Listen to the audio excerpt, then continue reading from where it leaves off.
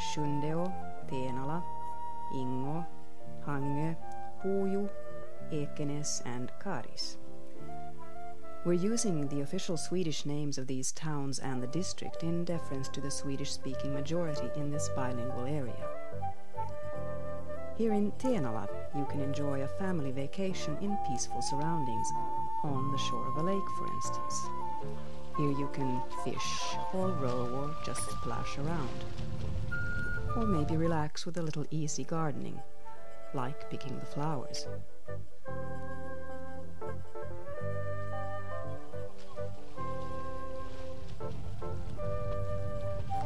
And of course there's nothing to keep you from enjoying a swim, whether you actually want to or not.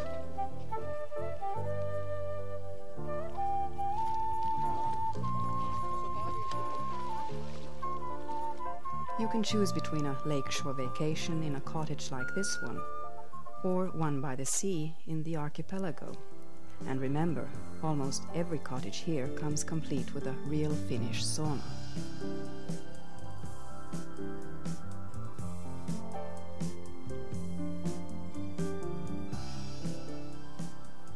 And here we are in the archipelago that some consider to be the most beautiful in the world.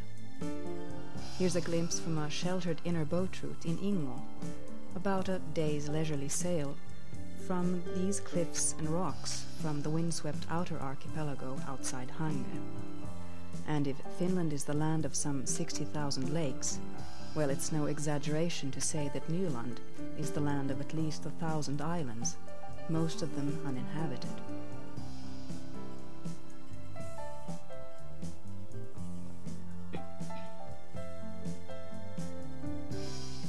And it's on one of these islands that you can find proof of earlier visitors, dating back as far as the 16th century, and right up to our day, seamen and seagoing tourists have engraved their initials and coats of arms in this cliff that's become a veritable guest book.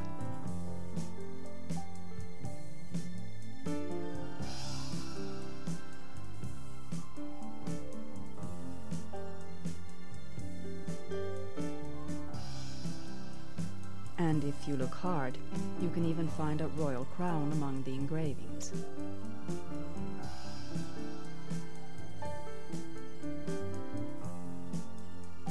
This boat, the Marina, will take you to this particular island as well as to other points of interest, and you're in the hands of reliable and knowledgeable skippers.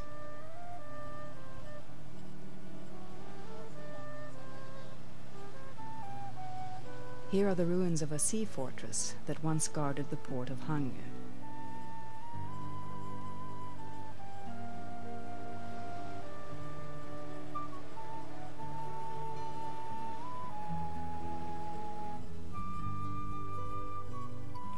And sailboats abound. Sailing is a popular sport in these waters. After all, there's no tide to worry about along the coast of the Baltic. Saturday is usually marketing day, and there are many summer markets to choose from. Tourists, summer residents and locals meet, chat, buy and sell, and often to the accompaniment of local music appropriate to the occasion.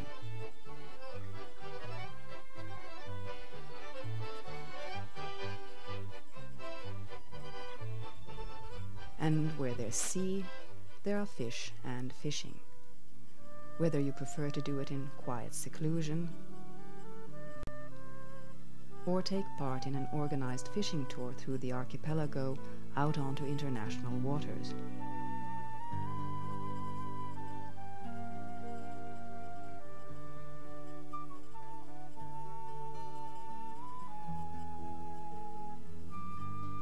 Try your luck with rod or reel, and if you are lucky, you could end up with a salmon.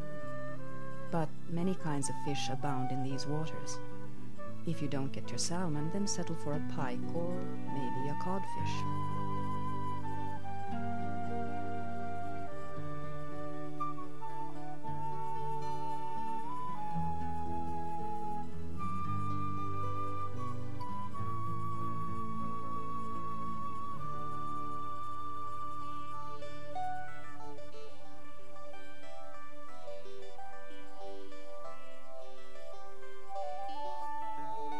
and the waters here aren't crowded. There's virtually no competition for the best spots.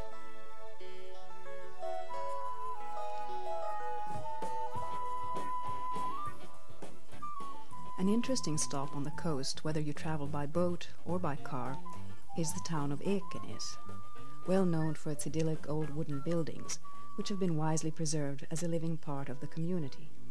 But there's a modern side to Ekenäs as well, with hotels and restaurants.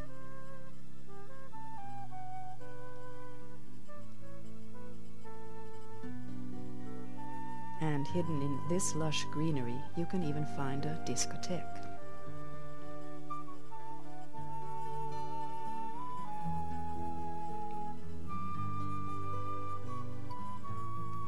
Ekenäs is a busy boating port too, although it was built near a sheltered inlet and isn't all that easy to reach or find from the sea. But this sheltered retreat with its long sandy beaches and shallow waters makes it a popular place with families.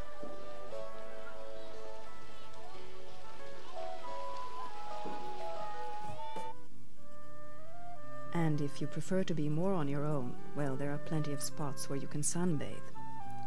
The sun-warmed rocks and the beaches hidden away along the coast and on the islands, well, they offer you complete seclusion.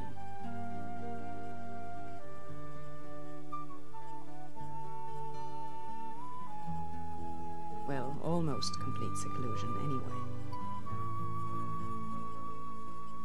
Another summer resort town is Hangö, Finland's southernmost town, and Hangö plays host to any number of summer activities, from sailing and tennis to bridge, for instance. Here you can find miles of uncluttered beach, clean water and plenty of sunshine. And old turn-of-the-century wooden villas. Hangö used to be a favorite resort town for Russian gentry in the summer, in the days of the Tsars, when Finland was still a Grand Duchy of Russia. And there's plenty of sailing and sailing races, culminating in one of the most popular summer events in Finland, the Hangö Regatta in July.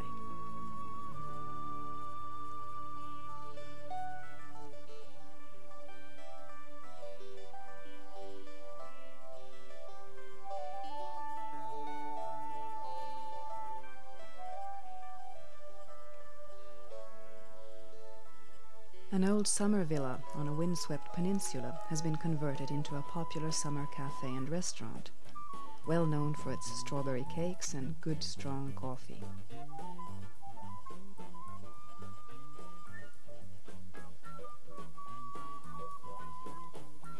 And this street is strictly pedestrians only in the summer. It's right in the center of Hangö, and here you can do both your shopping and your window shopping, and maybe enjoy a street-side fashion show as well.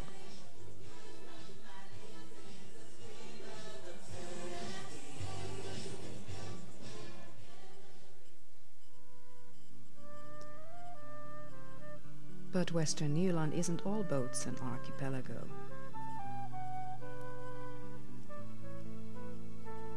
There's a lot to be said for the inland districts, with their wooded lakes, richer vegetation, and rural peace and quiet.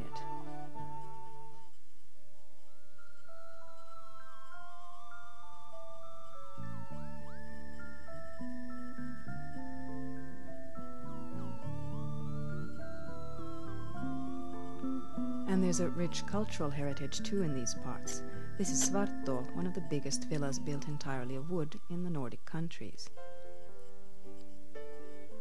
One could say that this area, the district of Puuju, was founded on iron and built up around iron. There used to be several ironworks here, and the communities built around the works can still be seen and admired. This is Fagervik in Ingo. Iron aside, the potato was actually first introduced to Finnish soil here in Fagervik. The beautiful surroundings here by the lake offer ample opportunity for long, leisurely walks exploring the peaceful surroundings.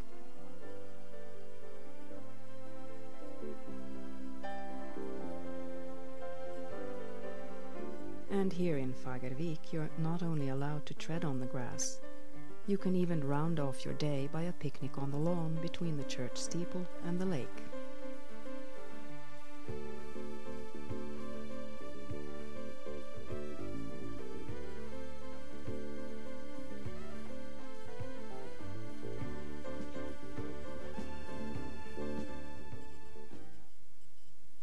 Another ironworks community that's been preserved is Bilnes, founded in 1641. These red cottages were built in the 18th century for the workers at the ironworks here. And the ironworks provided schools and health care which both exceeded the standard generally found in the country in earlier days. Most of these old communities now have their own museums. Sometimes the store or the post office is still functioning. There's usually a restaurant or a coffee shop around for those interested in a different kind of sightseeing.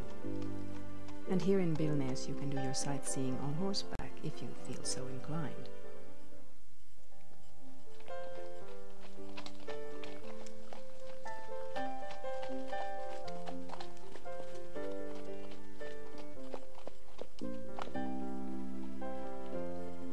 And this is the imposing facade of the old Fiskas factory and other ironworks. Today the factories have moved, but the name survives, famous for cutlery and scissors, for example. And this old steam locomotive is strictly a museum piece, a reminder of livelier days. Today there's not much to disturb the peaceful surroundings.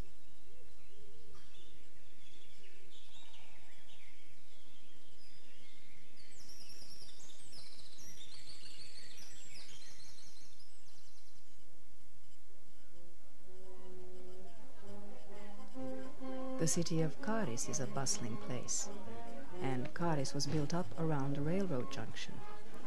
And today it's still a busy railroad stop on the Helsinki-Turku route. In the summer you can take a special Saturday train through Nyland, a train with a real veteran locomotive. Ukko-Pekka, a reminder of the days when trains were real choo-choos driven by coal and steam. The inauguration of this new summer route was especially festive, with lots of veteran automobiles turning up as well. The first car in Finland, by the way, was sold to a gentleman in this very district.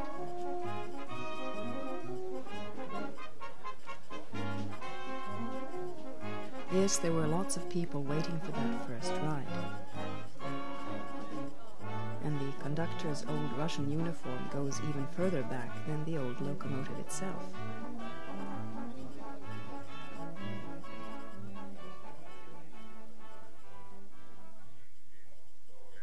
All aboard.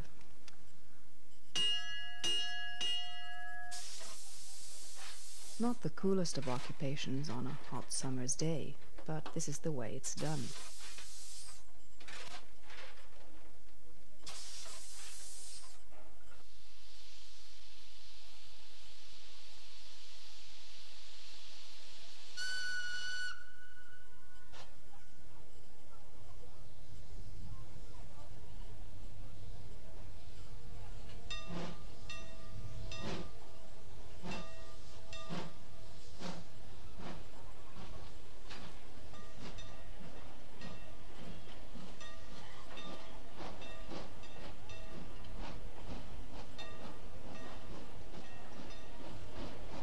And off we go, so hold your horses.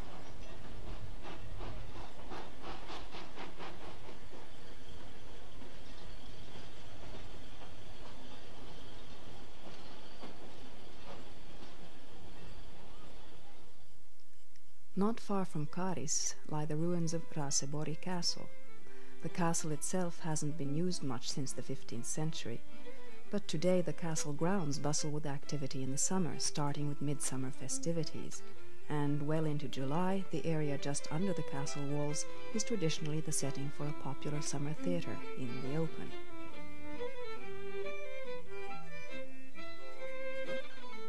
Folk dancing is another living tradition here, and the last Saturday in July is a real folk dancers marathon. Hundreds of dancers in the colorful costumes of their districts dance in 4 different towns in a competition for the best dancers of something called the Western Nyland Schottis. And the Schottis is danced like this.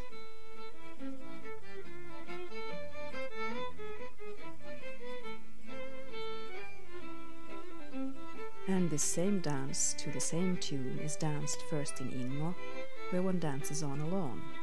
To go on to Karis, by bus it must be admitted, to dance the schottis again, this time on gravel. Ekenäs, the next stop, has asphalt to offer the dancers, and the grand finale takes place here in Tenala on wooden floorboards.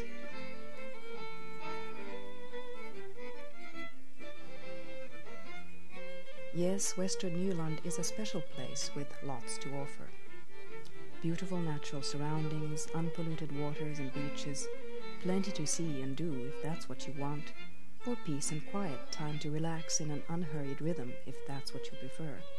And last but not least, a living culture and a lively cultural tradition.